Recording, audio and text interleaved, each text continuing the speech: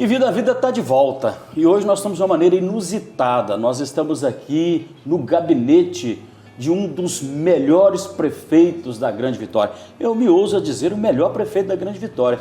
Além de ser prefeito, é meu irmão em Cristo e meu amigo, prefeito Euclério Sampaio. Uma alegria, prefeito, te receber aqui no nosso programa, o Que Vida a Vida.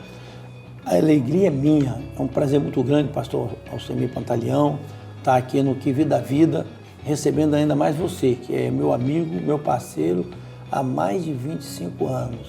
É verdade, prefeito. E assim, eu tenho o privilégio de dizer, você me permite chamar de Euclério? Mas é Euclério, sim. Ah, legal. Então, assim, eu tenho uma alegria de dizer que, assim, eu vim para Vitória, eu tinha 13, ia fazer 14 anos de idade. Hoje estou com 62, indo para 63. E me tornei cidadão espírito-santense pelas suas mãos. Lá em 2002, você ainda deputado estadual, me convidou no seu gabinete, sempre tratou a gente com muito respeito, com muita honra. Ele falou assim, pastor, vou te dar um título de cidadão espírito-santense. Aquilo foi um orgulho para mim e foi uma alegria para minha família e para a comunidade que eu represento. Então, quero aproveitar, depois de 22 anos, de fazer esse agradecimento público aqui, desse privilégio de ter me tornado cidadão espírito-santense pelas suas mãos. Mas a honra e o orgulho é nosso, de poder dar um título a uma pessoa que contribui para o desenvolvimento e para o bem-estar do povo do nosso estado. Então, prefeito, veja bem, nosso programa, ele fala um pouco dessa questão que carrega o nome, o Que Vida a Vida. Eu sei que você viu muita coisa da vida, não é verdade? Nesses seus auges de quase mais de 30 anos como servidor público, mas atrás do prefeito, atrás do deputado estadual, do homem que ocupou funções públicas relevantes, tem uma pessoa, tem um CPF. Quem é o Euclério Sampaio? Euclério Sampaio é um menino que nasceu, é uma pessoa que nasceu em Jardim América, aqui na cidade. Eu fazia aqueles carretos frete na feira, né, quando pequeno. Ah, que legal. E vendia churrasco, eu e meus irmãos, entendeu? Aqui pertinho, né? Aqui em Jardim América, do lado, bairro do lado aqui. Cresci assim, tinha diversos sonhos para ser realizados. E quando eu estava realizando o primeiro deles, quando meu pai, deixei de vender churrasco para ir com meu pai para a delegacia, isso no ano de 79, meu pai era delegado da cidade, um dos delegados, né? E eu trabalhava com ele na delegacia, tendo 15 anos. Passei no concurso da Polícia Civil e logo no início eu tive uma notícia ruim. Descobri que eu tinha leucemia. Na época Mas a sua vida é marcada por milagres, né? É, e esse foi o primeiro milagre. O primeiro milagre foi a minha vida, né? Sim. Esse foi um dos milagres. Eu só fazia transplante no Paraná e no Rio estava começando. Eu fui para a experiência, para estudo, sabia disso? Não sabia. E sou um dos poucos que isso já tem quase 40 anos. Conhece essa sua história, né? É, quase 40 anos.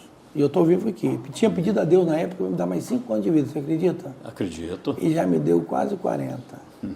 Então isso mostra que ele tem projeto na minha vida. Amém. Depois dessa cura, eu consegui passar na faculdade, me formei, sou sócio dos meus irmãos no escritório de advocacia trabalhista, casei, tenho filhos, tenho. E Deus é perfeito. Quando Ele trabalha na vida da pessoa, Ele trabalha com abundância. Amém. Eu tenho um princípio que a gente sempre cita aqui no programa Que Vida a Vida, que só vive o propósito quem suporta o processo. Só de fato vive aquilo que Deus quer quem tem força para suportar os problemas, as lutas. E a gente vê que você é um homem de gana, de garra, porque por tudo aquilo, por todos os processos que você já enfrentou e chegar onde você chegou, é porque Deus tem um propósito maior na sua vida, né? Tem. Pastor, eu nunca desisti. Depois de 2007, como deputado, eu infartei, abri o peito, botei 4 pontes, safena e mamária, né? Agora, recentemente, eu já vim lutando com o problema renal desde uns 8 a 10 anos. Chegou agora em cima da reeleição, meus rins faliram. Aí você pensa que sua vida já teve um fim, Deus te resgata lá do fundo e eu estou plenamente com a minha saúde plena. Graças a Deus. Tudo isso a gente atribui sempre a Deus, né? Com certeza em primeiro lugar, né? Aliás, a gente se conheceu nessa conexão. Euclério, então, passa por esse desafio, se torna um policial, que era um sonho de criança, possivelmente, né? Viu lá seu pai labutando, trabalhando nessa área, e aí você passa por aquele processo, e aí depois, como que entra essa sua chamada para se colocar na política, colocar o seu nome nessa política? Foi alguma virada de chave? Onde foi essa virada de chave? Pastor, a verdade, eu nunca fui bom para falar. Agora estou melhorando um pouquinho, apesar desses 25 anos de mandato. O meu pastor falou, Euclério, a gente precisa ter um deputado. E eu acho que tem que ser você. Eu falei bem assim, eu não gosto nem de pegar o microfone, pastor Haroldo. Lembro, claro, meu amigo, foi vereador em Vila Velha, inclusive. E no final terminei aceitando, eu relutava, né? Terminei aceitando, fui eleito, na época junto com o Marcos Filho, né? Lembro. Fui eleito e tive 5 mandatos, até vim para cá. Então, prefeito, aí de repente você decide entrar na política. E assim, num momento onde as pessoas, sobretudo as pessoas de fé como nós, enxergavam a política como, isso não é lugar de crente, isso não é lugar de homem de Deus estar. Como é que você enfrentou todo esse processo? Teve muita resiliência dentro de você? Na verdade, com todo respeito, é um pensamento ultrapassado, mas tinha e ainda raramente se encontra. Porque se você não influencia em quem vai te governar, você vai ter sobre sua cabeça aquilo que você sempre combateu. É aquela passagem bíblica que diz do governo do espinheiro, né? Se todo mundo se recusa, o espinheiro vai e domina. Governa. E aí você fez 5 mandatos de deputado estadual. Isso é muito relevante, fazer 5 mandatos de deputado estadual, num processo, inclusive, que o Estado, você passou por diversas fases de governos, em que o Estado estava sendo arranjado, né? Hoje as pessoas olham e veem o Estado do Espírito Santo organizado, as contas organizadas, mas o deputado Euclério foi parte nesse processo de arranjo desse Estado. Com certeza, o arranjo do Estado começou no primeiro dia de mandato, em 2003. Eu estava ali, junto com meus colegas de Assembleia, para fazermos a nossa parte. E a minha postura durante os 5 mandatos foi a mesma. Defendendo a família, entendeu? Defendendo lutas que eu sempre encampei e que depois vieram a se tornar realidade. Isso é muito importante porque, assim, como a gente olha para você hoje, a gente vai daqui a pouco falar um pouco sobre isso, olha para o prefeito Euclério, que é um homem de fé, que é um homem evangélico, mas que sentou nessa cadeira de prefeito e que tem uma relação de respeito com as diversidades religiosas, não é verdade? E isso foi também pauta do seu mandato como deputado? Com certeza. Há uma diferença entre o parlamento e o executivo. O parlamento, você não tem obrigação de fazer entrega, você tem de legislar e fiscalizar. Isso eu fazia razoavelmente bem, entendeu? Dizem que eu era até aguerrido demais, mas era minha natureza, denunciar aquilo que eu achava que estava errado. E lutar pelas bandeiras que eu entendo que eram favoráveis ao povo. Como executivo, você é eleito para exercer um mandato de prefeito, você foi eleito, independente de quem votou ou não em você, você é eleito para cuidar de todos os moradores da cidade, independente do credo religioso, das opções políticas, e eu tenho que respeitar isso. Tem que deixar influenciar no meu comportamento. Todo mundo sabe que eu sou conservador, às vezes até um pouco rigoroso, mas aí na cidade tem uma Bíblia, um portal, coloquei escola cívico-militar e não permito nada que confronte os meus princípios nas nossas escolas. Mesmo respeitando essas diversidades, você mantém a sua postura como manteve Com enquanto certeza. deputado, enquanto prefeito, agora já no 2º mandato. Prefeito, assim, tem algumas coisas que marcaram de fato a sua caminhada como deputado. Eu poderia citar diversas leis, diversas frentes que você abriu como deputado estadual, como por exemplo a questão da Darli Santos. Você foi uma pessoa, eu sou pastor em Vila Velha há 30 anos, você foi uma pessoa que lutou intensamente para que houvesse aquela reforma, você vai falar um pouco sobre isso, mas tem uma coisa que me chama a atenção e que custou caro para a gente. Quantas vidas nós perdemos em suicídio na Terceira Ponte? Não foram poucas. E você levantava essa bandeira com muita veemência pelo fim do pedágio e pela proteção da Terceira Ponte. Fala um pouco da gente. Na verdade, foram 15 anos, desde o meu primeiro ano de mandato, eu lutei pelo fim do pedágio. E essa luta do fim do pedágio e da proteção, primeiro que o nosso bem maior é a vida. E ali se tornou... Não tem preço, né? Não tem preço. Primeiro, todo mundo sabe que o chamado ponte do suicídio era no edifício AME, não sei se você se recorda. Lembra da minha época? Quando inviabilizaram o suicídio, ele passou a ser na ponte. E eles não divulgavam, para não ferir a imagem da terceira bem paga ponte. É o nome que eu chamava. E sempre eu não sei que a ponte já estava paga. Ninguém me dava ouvidos. E a proteção em face do suicídio, não tem muito. Mas o gratificante, e na Bíblia tem a luta de Josué e Caleb, que perseveraram por 40 anos, mas entraram na terra de Canaã. Acreditaram num sonho. Essa era uma batalha sua, né? E eu me senti muito agraciado quando o governador Renato Casagrande anunciou o fim do pedágio e me chamou para inaugurar a ciclovia da vida e a proteção, né? Se a gente pode Fez ainda de lambuja, como a gente era criança, a ciclovia da vida. Aqui custou caro. Se a gente pode dizer que o governador Renato Casagrande é o pai do fim do pedágio e da ciclovia da vida, você é o padrinho, não é verdade? É verdade. Você pode se chamar de padrinho. Nós estamos no Que Vida Vida aqui hoje, de uma maneira inusitada, no gabinete do meu amigo prefeito Euclério Sampaio, no Que Vida Vida, compartilhando um pouco dessa atuação desde a sua infância, falando um pouco da sua jornada, da sua história, de por onde ele passou, da maneira com que ele foi, eu digo, colocado por Deus para cumprir esse propósito na vida pública, que é um sacerdócio também. Diga-se de passagem, é um sacerdócio. Nós vamos para o intervalo. No segundo bloco do nosso programa, a gente vai falar um pouco do Euclério prefeito, né? Que desafio que foi esse? O que as pessoas pensavam? Esse cara vai ser prefeito, né? Vamos falar um pouco disso, nós vamos para o intervalo, daqui a pouco a gente volta, fica ligado conosco aí. Não afasta o controle do seu lado, porque eu tenho certeza que o segundo bloco vai ser melhor do que o primeiro, hein? Fique ligado conosco.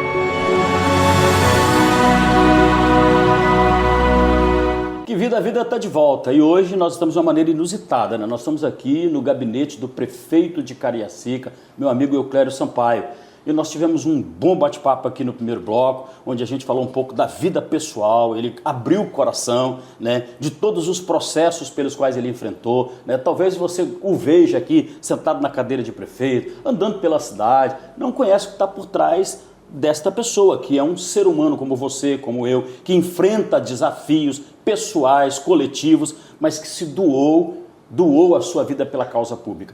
Então, prefeito, voltando aqui, o senhor então aceita o desafio no momento em que o senhor era deputado estadual, numa relação cômoda, você já podia inclusive aposentar, ir para casa, cuidar dos netos, não é verdade? Viver a sua vida, mas você encara o desafio de ser prefeito da cidade, que era conhecida como o patinho feio da Grande Vitória. As pessoas, quando olhavam para Cariacica, falavam assim, Cariacica?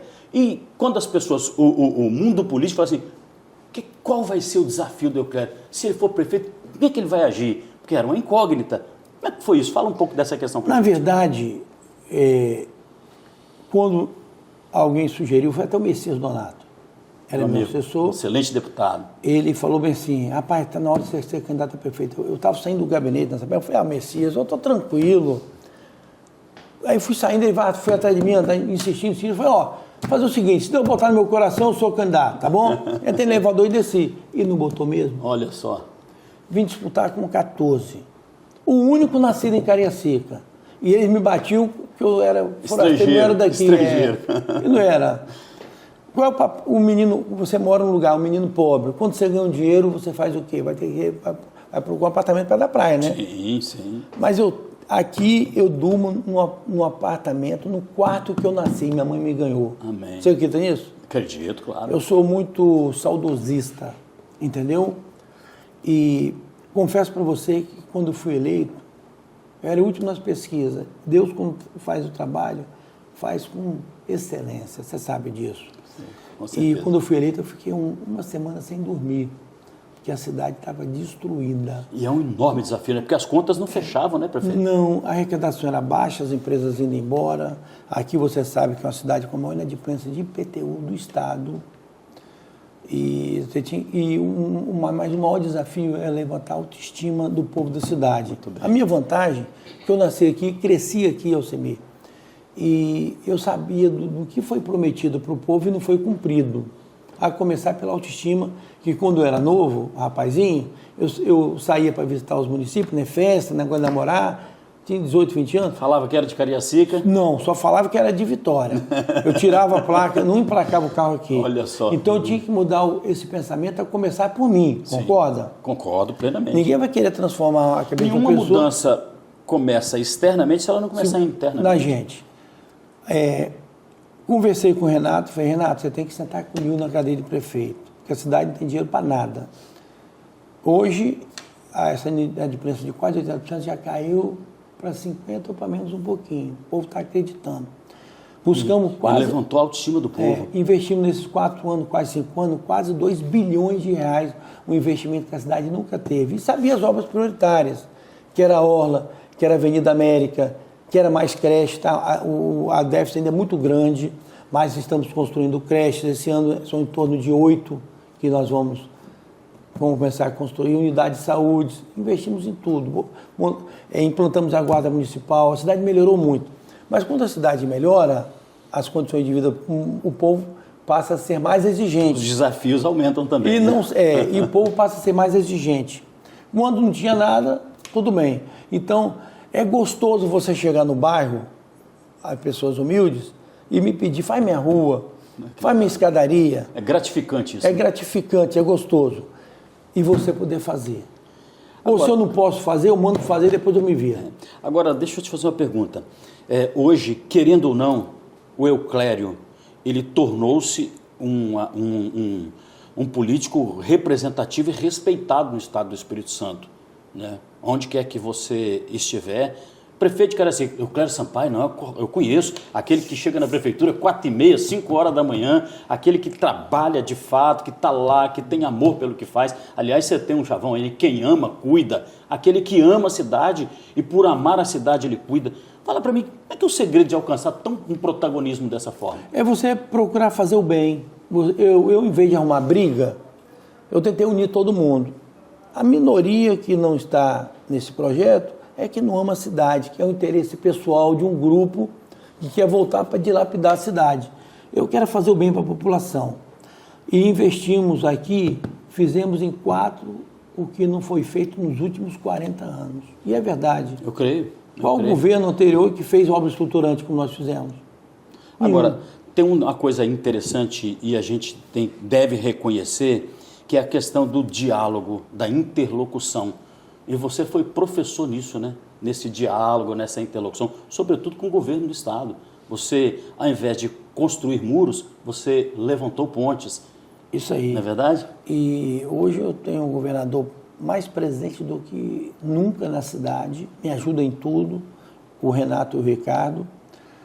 Tem uma assembleia quase toda parceira e temos diversos deputados federais que nos ajudam muito.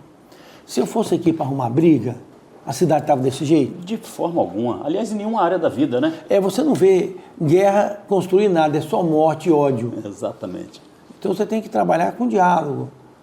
Eu não ligo se a pessoa é de esquerda, de direita, mas quer trabalhar, tá junto. Eu tenho minhas convicções, tá? Sim, a gente não negocia os nossos princípios, não, né? Não negocio nada nesse mundo. Tanto que você vê Escola Cívico-Militar aqui, a Bíblia, um portal de entrada da cidade, entendeu? E mais do que isso, prefeito, você tem sido parceiro, sobretudo irmão, mas parceiro dos evangélicos na cidade de Cariacica. Eu sou testemunha disso. Quantos cultos eu venho aqui, durante todo mês nós estamos aqui reunidos, a receptividade que você tem, mas você também dialoga com os outros, não fecha a porta para ninguém. Então, assim, para ninguém. É muito interessante essa sua postura. Você pode perguntar tanto aos pastores quanto aos padres a minha postura na cidade.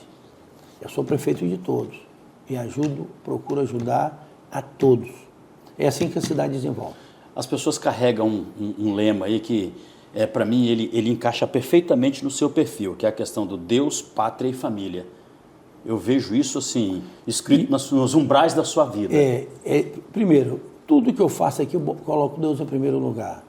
Então tem que ser Deus, a família e o trabalho. Sim. Entendeu? Quando eu digo pátria, não, isso é o aí, trabalho, é o né? trabalho, a cidade. E eu boto a cidade na frente também. Agora, o que me deixa triste, pastor, é pessoas que se dizem dono dos evangelhos, o conservador, e faz tudo o contrário. E tenta enganar o povo. Fala e não vive o que fala. É a velha máxima, faz o que eu falo, mas não faz o que eu faço. É verdade. E nós temos exemplos aqui no Temos Estado. exemplos no Espírito Santo. Lamentável. A gente precisa virar essa página, não precisa? Temos que virar. Temos que virar essa página. Eu creio que a gente vai virar essa página. Nós, como igreja, temos orado para essa página ser virada. E você é uma pessoa que Deus está colocando no centro desse momento para virar essa página. Aí vamos falar um pouco agora do desafio que você enfrenta pela frente. Aliás, antes disso, você enfrentou um desafio recentemente de saúde, né? Eu já vinha tratando isso desde quando eu entrei aqui no primeiro mandato, 2020, quando fui eleito, entrei em 2021, eu já tinha esse problema de rins. Tanto que foi o motivo da minha aposentadoria na Polícia Civil, foi o coração e rins. Já vinha lutando há anos com o problema de rins. Só que ele foi se agravando. E no meio da eleição, eu já estava, o meu médico, muito bom, um dos melhores nefrologistas do estado, falou: Clélio, não tem jeito, eu vou te passar para um outro nefrologista que vai cuidar da sua diálise. Aí eu fiquei... Dá um baque, né? Deu um baque. Aí eu vim falar com esse nefrologista muito bom, o meu primeiro nefrologista é o Dr. Michel Asbul, um ser humano de excelência, mas ele me passou para um outro ser humano maravilhoso, o Dr. Fábio Aurema. Sim. Eu falei: doutor Fábio, o senhor tem que me segurar até a eleição. E ele foi tentando, mas no verso da eleição não teve jeito.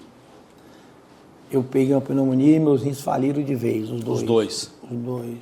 E você vê uma eleição no dia seguinte, assim, televisão e parte da imprensa dizendo que você estava na frente, mas estava na UTI muito mal. É muito doloroso. Mesmo assim, sem poder votar, eu fui o terceiro mais votado do Brasil em cidades de acima de 200 mil habitantes. Mas isso é gratificante, porque o povo reconheceu. Exatamente. Aí que aumenta a minha responsabilidade. Exatamente. Porque tem também a máxima de que no segundo mandato você relaxa. E eu estou acelerando. Tem obras nas 14 regiões, são pelo menos 100 milhões de drenagem de pavimentação. Hoje Cariacica conta com quantos mil habitantes? O censo, para mim, é um censo furado, que quero deixar bem registrado, porque nenhum dos meus familiares aqui foram sequer ouvidos, nem eu. No meu prédio ele mora minha sogra, minha prima, ninguém foi consultado. Minha cunhada, 383 mil. Mas pensa bem, antes era 400 mil. Não, era 400 mil. Aí aumenta a necessidade de vaga em escola, a necessidade de atendimento nas UBSs. Tudo aumenta. E a população diminuiu? Ou seja, tem dois sinais aí. Ou de fato os serviços de excelência estão vindo de outro município para aqui. Ou o censo está furado. Eu acredito que o censo está furado. Eu acredito nas duas hipóteses. Não, para você ver, eu fico gratificante, um monte de gente criticando outro prefeito que veio da Casa Moradores aqui. Pois é. E eu recebo com carinho. Porque se aquele prefeito não gosta de pobre, eu acolho bem, amo. Muito bem. Aliás, e mostra que Cariacica está um lugar bom de se viver, né? Então, é o que eu disse. Se de fato as UBSs e as unidades escolares elas estão assim, com vaga e as pessoas buscando mais, é porque os serviços de excelência estão vindo para aqui buscar esse serviço. Com certeza.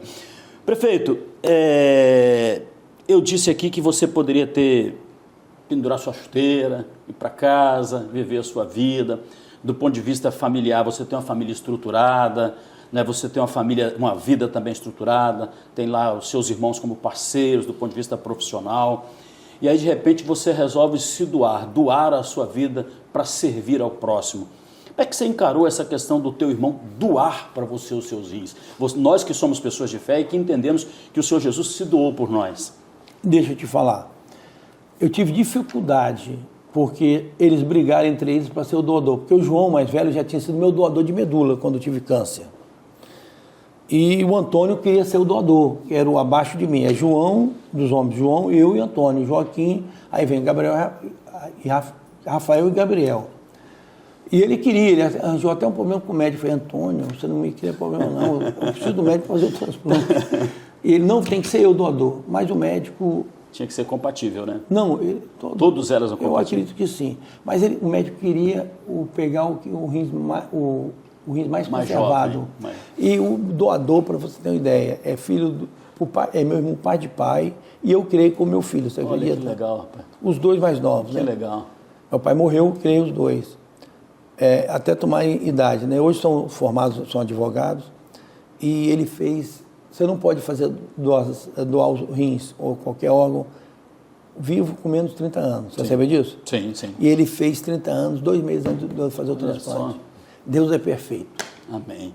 Isso é um exemplo de muito amor, né?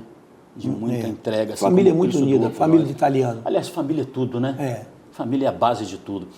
Aí, de repente, vem agora esse processo eleitoral e a gente vislumbra lá na frente a possibilidade do Euclério alçar um voo de representatividade do Estado em nível nacional. Como é que você está encarando isso? Deixa eu te falar, para mim, eu deixar um mandato de prefeito, onde eu sou... Bem avaliado. Quase 90% da população, infelizmente isso não agrada a todos, né? E tem uma pequena oposição que... Nem Cristo agradou todo mundo. Não. Para ir para Brasília, é porque realmente eu quero... a gente está muito decepcionado. Eu nunca recebi aqui uma visita de um senador. Você sabia disso? Pois é. Eu acho que quase todos os prefeitos. Agora vão começar a andar, na hora que precisa de voto. Eu quero ser um senador municipalista. Entendeu, Semir? Entendi, perfeitamente. Atender os prefeitos, ver o que os prefeitos necessitam. Porque eu sou prefeito, eu sei da necessidade dos prefeitos. E se assim for da vontade de Deus, vai ser assim. Imagina a gente viver aí um cenário com esse Estado organizado, tendo aí um Renato Casagrande que dispensa comentários, né? Já foi senador da República, senador da República, governador, deputado, e essa dobradinha de termos o Renato Casagrande, senador, o Euclério Sampaio, senador, e o Ricardo Ferraz, governador desse estado. Tem uns caras ali que não tem noção de nada, atacam o Renato e dizem que ele é esquerda. O partido dele é de esquerda. Você sabia que na pesquisa qualitativa que eu faço na cidade, ele é tido como o maior conservador do Espírito Santo? Interessante.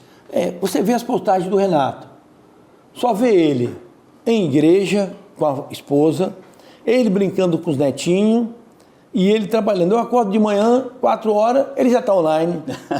Aí o que é ser conservador? É estar arrumando briga, tentando destruir o adversário? Não, ele está, primeiro, na igreja, Deus, com a família.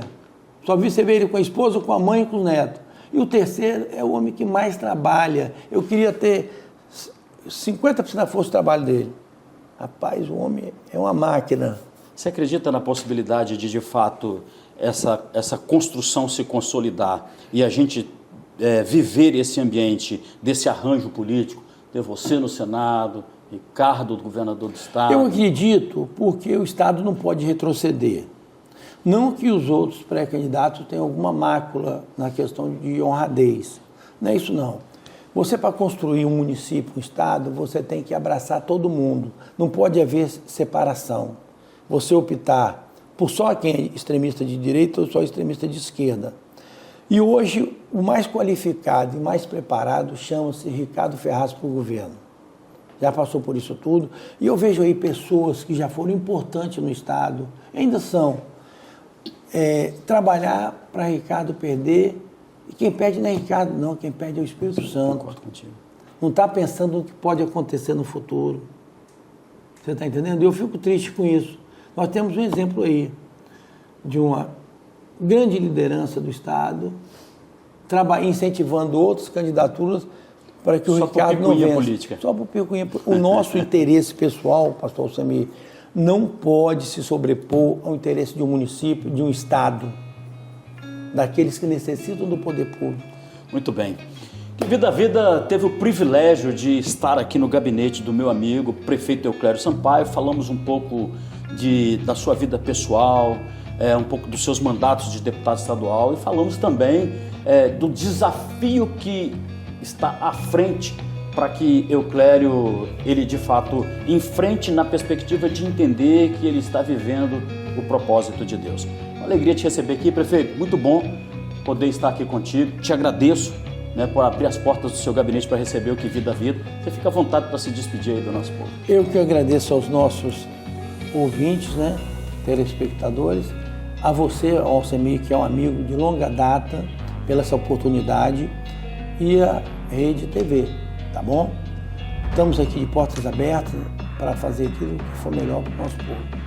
Amém. Que Vida a Vida volta semana que vem. Fica ligado com a gente aí. Eu tenho certeza que você vai ser abençoado.